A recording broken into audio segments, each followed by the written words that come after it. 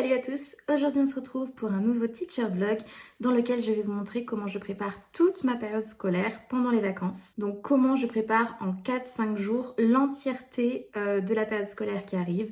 Donc là en l'occurrence je vais vous montrer comment j'ai préparé ma période 4 qui s'étend pour moi de fin février à début avril. Et par période j'entends vraiment tout, le cahier journal, les ressources, le matériel, tout.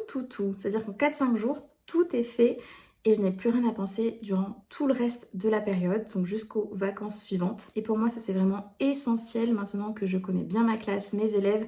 Je peux préparer autant à l'avance parce que je sais à peu près à quel rythme ils travaillent. J'anticipe un maximum de choses, ce qui fait que lorsque je rentre chez moi le soir après l'école, je n'ai rien à faire. Pareil, j'ai tous mes week-ends de libre, vraiment je suis tranquille là-dessus. Et pour moi, c'est essentiel quand on est enseignant d'avoir cet équilibre entre vie perso et vie pro. Il faut vraiment trouver cet équilibre parfait pour ne pas avoir à se sentir submergé en permanence parce que c'est très facile quand on est enseignant de penser à l'école tout le temps. Là au moins, je me fixe une limite. Voilà, j'ai 4-5 jours pendant les vacances pour préparer toute ma période et après en dehors de ces jours-là, je ne pense plus à l'école. Alors oui, ça m'a pris du temps, hein. C'est ma 5e année d'enseignement. Je dis pas que j'ai tout compris à la vie ni rien, mais je vous assure que quand on fonctionne comme ça, on arrive vraiment à profiter de sa vie à côté de l'école. Donc c'est exactement ce que je voulais vous montrer dans cette vidéo pour vous aider vous aussi à vous organiser le mieux possible. Je vais tout vous montrer. Donc c'est parti. Alors avant de commencer, je vous reprécise que j'ai un triple niveau en maternelle, petite section, moyenne section, grande section. Donc ça demande quand même une certaine organisation pour faire rentrer l'ensemble des différents programmes à l'intérieur de ces périodes. Donc nous voici sur mon dossier période 4. On commence par la première ligne, ce sont toutes les semaines d'école. Donc moi, la période 4 durera 6 semaines. Ensuite, en deuxième ligne, on retrouve d'abord tout ce qui est matériel pour la période 4. Je vous montrerai un détail tout à l'heure. Ici, on a le matériel pour l'ATSEM de la classe. Elle a son propre dossier parce qu'en fait, à chaque début de période, elle a une copie du cahier journal pour l'ensemble de la période, plus le matériel dont elle aura besoin chaque semaine. Pareil, je vous montrerai en détail tout à l'heure. Là, les manuels que j'utilise en période 4. Mes progressions, très importantes. Les fiches séquences, à l'intérieur, les fiches de prep. Là, tout ce qui est ressources, ce sont les ressources externes que je trouve ailleurs, voilà, qui ne vient pas de ma propre tête. Ici, les cahiers d'autonomie que je prépare pour les moyennes sections et les grandes sections. Le carnet de la date pour les grandes sections. À trier, c'est tout le matériel que je crée moi, donc le petit matériel, j'appelle ça. Fiches d'exercice, fiches d'atelier autonome, ce genre de choses. Voilà, je mets tout là-dedans. Et puis en général, à la fin de la période, je fais un gros tri et du coup, je le renomme. Et puis les affichages, puisque c'est très commun de rajouter divers affichages en fonction des périodes. J'inclus dans les affichages tout ce qui va être étiquette prénom des élèves qui vont changer, etc. Tout ce qu'on affiche, quoi. Ok, maintenant, on va voir le détail. Première étape, quand on commence à préparer sa période, c'est de faire les progressions. Donc les progressions, elles se présentent comme ceci. Moi j'ai ma progression pour les grandes sections, les moyennes sections et les petites sections. Si on clique dessus, là par exemple j'ai ma progression pour les moyennes sections. Donc on va pas rentrer dans le détail, le but c'est pas de vous montrer en détail toutes mes progressions, mais en gros c'est divisé en fonction des 5 domaines d'apprentissage à l'école maternelle et en fonction des semaines. Pour faire vos progressions, vous pouvez vous servir tout simplement de vos manuels. Il y a plein de manuels super en maternelle. Moi, je les cite en bas de mes progressions. Je vais vous montrer ça. Hop, voilà. Vers l'écriture, vers la phono, maths en MS, etc., etc. Si vous voulez que je vous montre en détail comment faire une progression, n'hésitez pas à me le dire dans les commentaires. Mais là, je ne vais pas m'y attarder. En gros, faire ces progressions, c'est la première étape pour savoir par où on commence, par quoi on finit, voilà. Donc, une fois que vous avez fait ça, vous êtes bien, mais sachez que ces progressions sont provisoires. Ensuite, moi, ce que je vais faire, c'est que je vais retourner sur mon dossier période 4. Je vais aller en semaine 1 et je vais ouvrir mon cahier journal. Donc, mon cahier journal se présente comme ceci. Je crois que je vous avais déjà montré quelques exemples. Mais en gros, il y a des choses qui ne changent pas. Le début au niveau des matinées, c'est toujours à peu près pareil. Ensuite, j'ai 2 temps d'atelier. Moi, je fais tourner les ateliers sur la même journée. Je ne fais pas tourner les ateliers sur 2 jours, je trouve ça beaucoup plus simple. C'est pour ça que ça se répète. Ce sont les moyennes sections, nos rouges. Et en gros, ils sont divisés en 2 groupes, les lions et les lapins. Donc là, le groupe lion commence par identifier les lettres combinées. Et après, je prends les lapins et ils font exactement pareil que les lions. Donc en soi, on tourne sur la même journée. C'est le même atelier, mais comme on fait tourner les 2 groupes, il y a 2 temps d'atelier. Là, pareil, c'est pour ça que c'est la même chose. Et il n'y a que nos jaunes, en fait, nos grandes sections. Comme ils sont que 3, eux, ils ont 2 temps différents.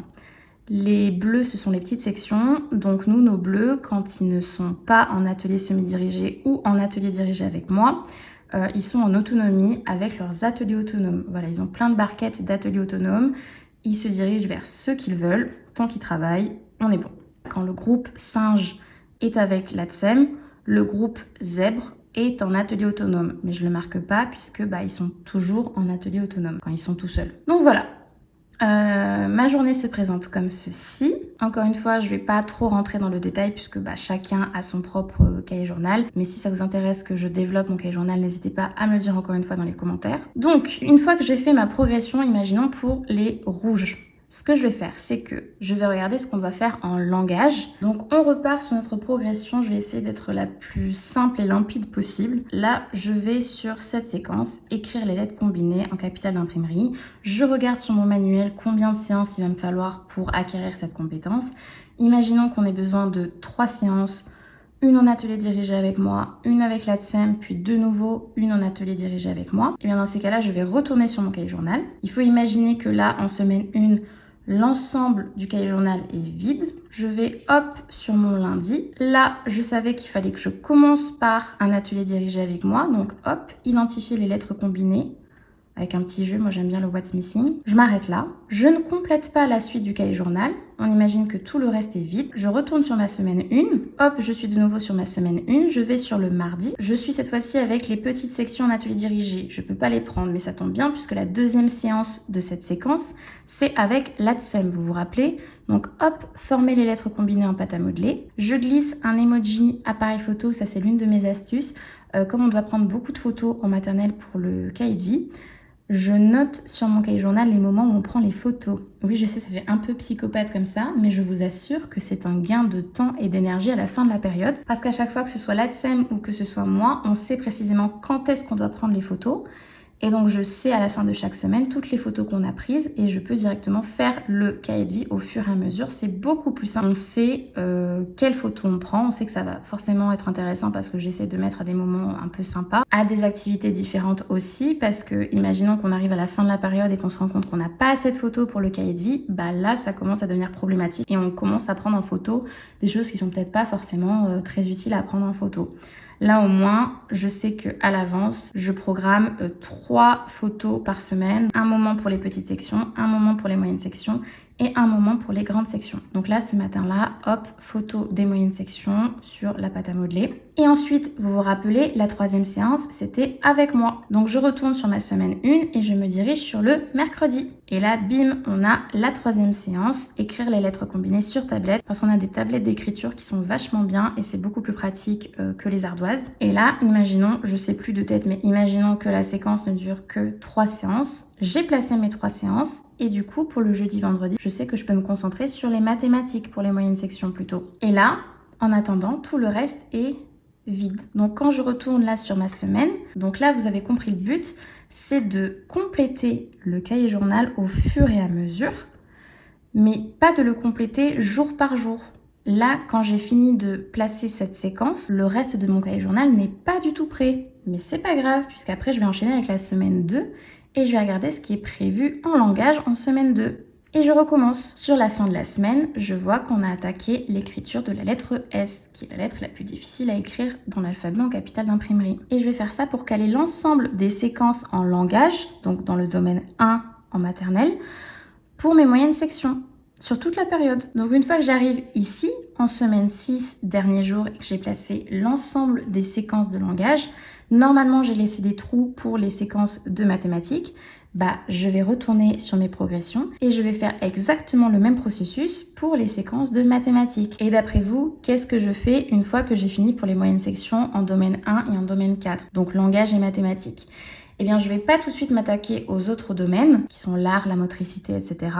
Je vais d'abord placer les séquences en domaine 1 et en domaine 4 pour les petites sections et ensuite pour les grandes sections. Et une fois que j'ai placé toutes les séquences en domaine 1 et domaine 4 pour tous les niveaux, là, vous allez comprendre pourquoi j'ai dit tout à l'heure que les progressions pouvaient bouger. Parce qu'imaginons que cette séquence-là, découvrir les spirales, prenne beaucoup plus de place que prévu, elle va empiéter sur toute la semaine. Du coup, tracer des spirales, tac, ça va venir se décaler en semaine 6. Mais c'est pas grave puisque notre première progression était une progression test, j'ai envie de vous dire. Bon, là, évidemment, c'est pas le cas puisque si tout ça est placé, vu que j'ai fini de préparer ma période comme je vous l'ai dit, c'est que tout est rentré. Donc, une fois qu'on a placé le domaine 1 et le domaine 4, on va venir placer le reste. Pour l'activité physique, le domaine 2, je fonctionne en fonction des jours de la semaine.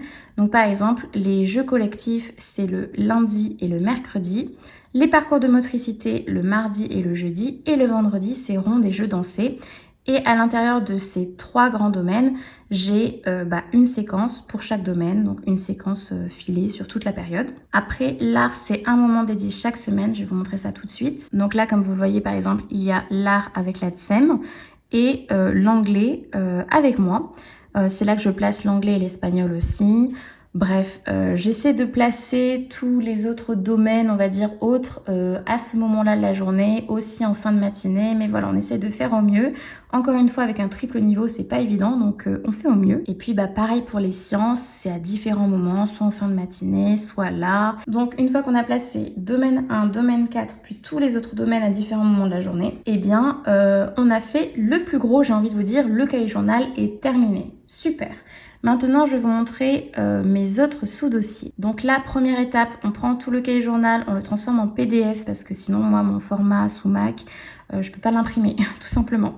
Ensuite, je crée le dossier matériel. Donc matériel semaine 1, j'ai besoin d'imprimer tout ça. Ça, c'est ce que les élèves vont faire avec moi. Ensuite, il y a aussi le matériel de l'ATSEM. Donc là, pareil, je vais tout trier par semaine. Et donc voilà. Elle a tout le matériel dont elle va avoir besoin. Je lui mets directement les fiches séquences. Et puis comme je suis très précise au niveau du cahier journal, elle sait très bien quelle séance elle doit faire au sein de la séquence. Je mets les mêmes titres de séances qu'il y a dans le manuel. Et au moins elle s'organise comme elle veut. Elle a tout son matériel à l'avance. Je sais qu'elle aime bien pouvoir visualiser les séances qu'elle va faire avec les élèves durant toute la période. Donc je rappelle, dossier semaine 1, matériel dans semaine 1 et matériel ATSEM semaine 1. Je fais ça pour l'ensemble des semaines. Une fois que ça c'est fait, hop, on s'attaque au matériel période 4. Là, en gros, ce sous-dossier matériel P4, c'est le matériel qui va servir pour toute la classe. Donc, mes évaluations que je laisse à l'école, jeux collectifs, donc toutes les séquences qui vont nous servir pour la motricité, là, les mots à reformer qui vont servir pour toute la classe. Voilà, c'est pas en fait du matériel qui va servir pour une semaine précise. Dans l'absolu, les évaluations, je pourrais les mettre dans chaque semaine parce que je sais chaque semaine ce qu'on va faire comme évaluation. Mais comme j'imprime les évaluations en fiche recto verso pour que ça fasse moins de papier, en fait c'est plus simple pour moi de les mettre dans un dossier comme celui-ci. J'imprime tout, je laisse les fiches évaluation à l'école dans des bannettes, c'est trié. Comme ça je sais que quand on a évaluation, bim, je prends la feuille et on est tout bon. Ensuite, on a le dossier manuel P4. C'est tout simplement mes manuels, enfin ceux que j'ai en format numérique, que j'ai scindé pour avoir que la partie période 3-4. Comme notre période 3 était plus courte que la période 4, je jongle entre les deux. Et pour pouvoir trier plus facilement les séquences. Progression, je vous les ai montrées tout à l'heure, elles sont là. Fiches séquences, c'est toutes mes fiches séquences avec à l'intérieur les fiches de prep, etc. Ressources, ce sont toutes mes ressources extérieures, donc tout ce qui ne vient pas de ma tête, que j'ai trouvé sur des sites internet, ce genre de choses. Les cahiers d'autonomie, ce sont les cahiers d'autonomie de mes main sections et de mes grandes sections. Il faut que je fasse la page de couverture. Mais voilà, ils sont tous terminés. Ensuite, là, le carnet de la date des grandes sections, c'est la même chose. À trier, ça, c'est tout ce que j'ai créé qui est en format, du coup, Mac, en format page, que je laisse là pour l'instant. Et après, je ferai un gros tri parce qu'il y a aussi des choses dont je me suis pas servie, etc. Donc, bref, c'est pour ça que je mets toujours à trier et les affichages. Donc là, à chaque période, j'ai toujours ce dossier avec les affichages qui vont arriver durant la période. Donc, en gros, si je récapitule les étapes, vous prenez vos manuels numériques, vos manuels papier, vous les mettez là-dedans, vous prenez que la période qui vous intéresse dans le manuel, vous faites vos progressions, vous triez, vous mettez vos fiches séquences là-dedans, avec vos fiches de prep, etc. Entre deux, si vous trouvez des ressources sur internet, vous pouvez les mettre là-dedans. Si vous voulez en créer, vous les mettez là-dedans. Une fois que c'est fait, hop, vous retournez sur vos progressions. Vous prenez par exemple les moyennes sections, le domaine 1, langage, la première séquence et bim, vous mettez la première séquence dans la semaine 1. Ensuite, vous prenez la séquence suivante en langage, vous la mettez par exemple la semaine 2, etc., etc. Une fois que vous avez tout fait, vous passez au domaine 4 dans votre progression pour les moyennes sections. Pareil, vous glissez vos séquences semaine après semaine. Ensuite, vous retournez sur vos progressions, vous faites les petites sections, etc., etc., jusqu'à remplir complètement tout votre cahier journal avec les domaines qui suivent. Une fois qu'on a fait le domaine 1 et le domaine 4, hop, on fait la suite, domaine 2, domaine 3, domaine 5. Ensuite, une fois que c'est fait, bim, vous créez un document matériel pour la semaine 1. Vous mettez tout le matériel dont vous aurez besoin uniquement pour la semaine 1 et pour vous.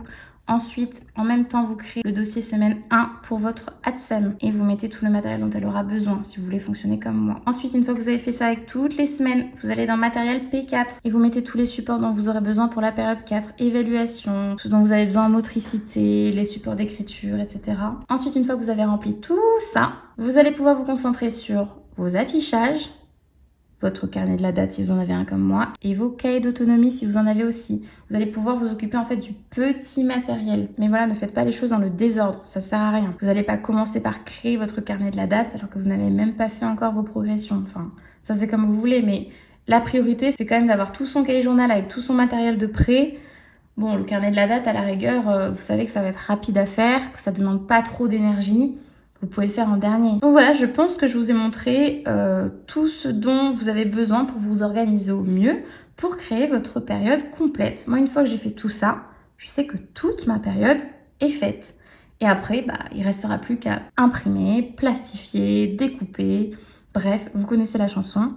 Mais en tout cas, pour tout ce qui est préparation, c'est fait et vous êtes tranquille. Et voilà, cette vidéo est maintenant terminée. J'espère en tout cas qu'elle vous aura plu. Si c'est le cas, n'hésitez pas à me le dire dans les commentaires. Puis si vous êtes enseignant et que vous avez d'autres astuces, n'hésitez pas à les mettre aussi dans l'espace commentaire. Ça peut toujours aider d'autres professeurs. Et puis voilà, moi je vous fais plein de bisous. Et je vous dis à bientôt pour une prochaine vidéo.